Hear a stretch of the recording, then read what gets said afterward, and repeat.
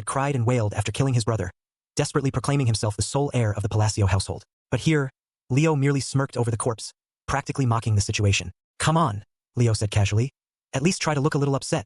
It wasn't his problem, though. RMC's focus remained fixed on the 5 deadly sins. A year later, the succession issue had been resolved. Leo had claimed Tonio's drug empire, and the county had stabilized, finally enjoying a fragile peace. Meanwhile, Yudia and the young master had become avid pen pals, exchanging letters frequently over the months. RMC appreciated keeping in touch with her, recognizing how useful the connection might be in the long run.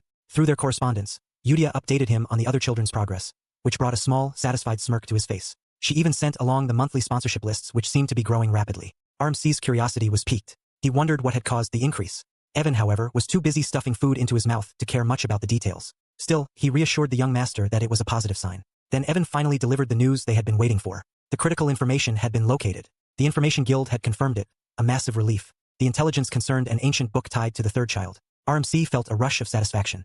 At last, he could locate the next landmine with confidence. The evening was shaping up perfectly, and for the first time in a long while, he allowed himself a moment of peace. Far away, at a drug distribution hub in Margot, some of Leo's underlings were boasting about their benevolent patriarch. Thanks to his generosity, their organization had grown to several hundred members. What they didn't anticipate, however, was the nightmare about to unfold. One by one, members screamed in terror as they seemed to lose control over their own bodies. Some turned on themselves, committing unthinkable acts as though invisible strings were pulling them. The orchestrators of this chaos were none other than RMC's own protégés, Yudia and Deez. Using thread magic granted by their master, they executed the purge flawlessly. Yudia turned to Deez, questioning the necessity of such lethal precision. Deez didn't flinch. He explained that pity had no place here. These men had profited from exploiting the lives of others. They weren't part of his revenge plan.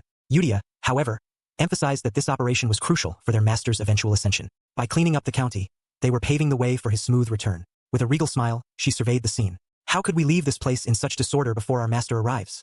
she murmured. Deez nodded in agreement, though it was difficult to tell how much he truly understood.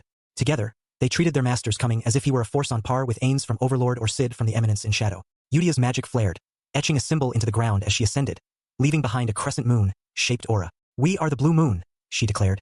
His destined soared. 2 years passed. During that time, the young master and Yudia maintained steady correspondence, while Evan tirelessly tracked down the remaining sins. Completely exhausted, Evan eventually collapsed on the grass, only to feel RMC's magic gently reviving him. He delivered the latest report. The 5th child had been located and safely sent to the orphanage. Though his expression remained unreadable, the young master allowed himself a private sense of triumph. Over the past 2 years, he had successfully saved all the remaining children, rescuing all 5 sins in the process. To reward Evan for his dedication, he treated him to a small feast of cakes and sweets. Still, a quiet thought lingered in his mind. Finding the sin of greed, the 3rd child, had been a particularly tricky endeavor, but one worth every effort. After making Evan put in extra hours and using his own knowledge of the game, everything had finally fallen into place.